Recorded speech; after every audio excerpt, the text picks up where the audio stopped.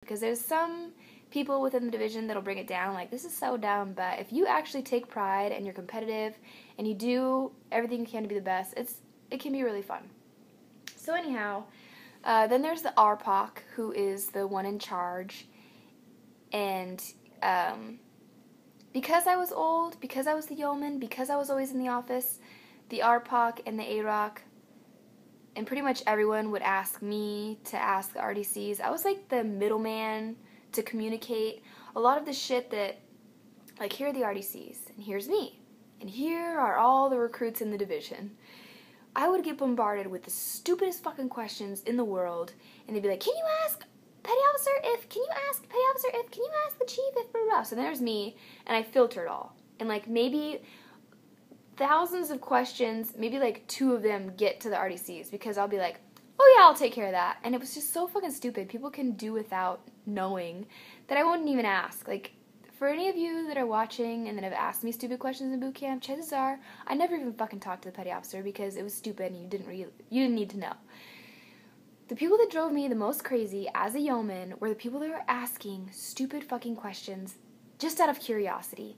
There were people that were like, why do we have to do this? What are we going to do tomorrow?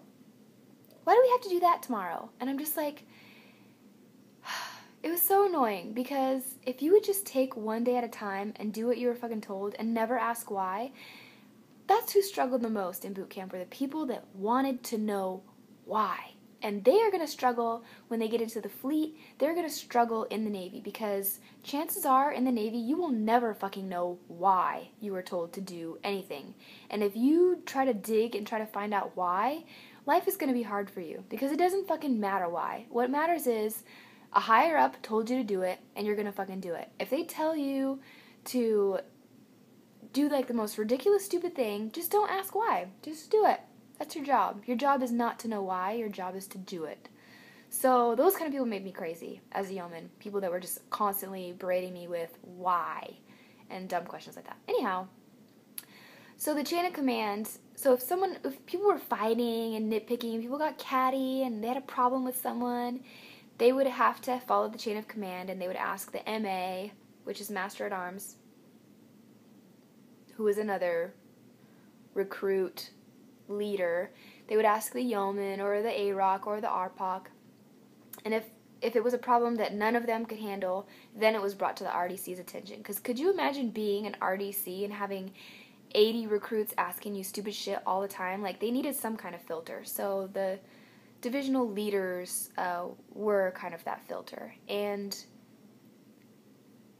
that's what that was. Anyhow, jobs.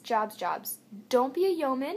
Like, if what I do sounds cool, what I did, then be a yeoman, but life is easier if you're not. And RPOC is cool. Chances are you're going to get fired, though.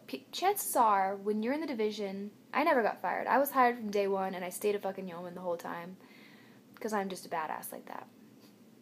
I'm sure there's times Chief wanted to fire me, because after a while I was getting really, really tired of it, and I just kind of fell off, like, fuck this. I don't care if I get fired. Fuck being a yeoman. I hate my life.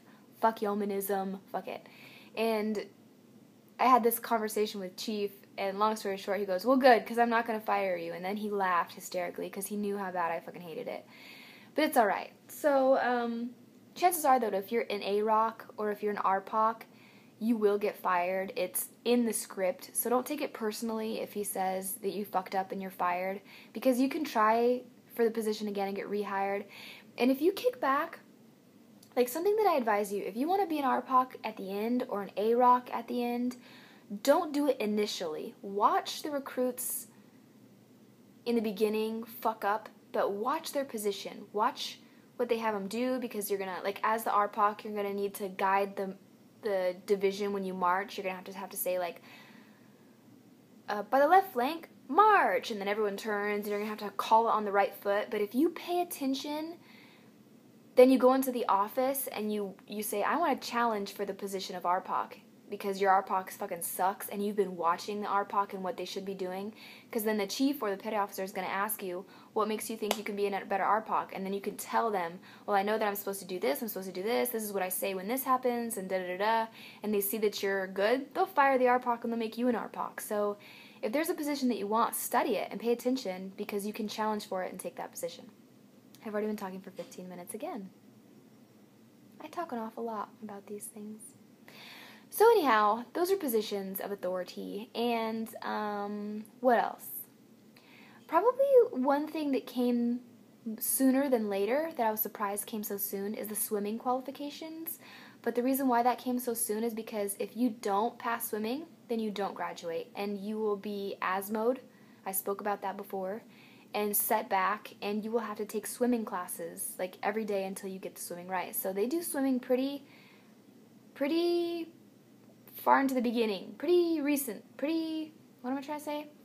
That's like one of the first things you do because those that can't swim, they want to be able to give them the opportunity to swim. And I am someone that swam growing up in the country, and if you never swam before, you need to start practicing, especially if you're going into boot camp. It's no big deal, but it kind of is because it came down to where people were having trouble doing the prone float because you have to float and tread water, and then you get to stick your head up and breathe for a couple seconds, and then you go down and you float again underwater.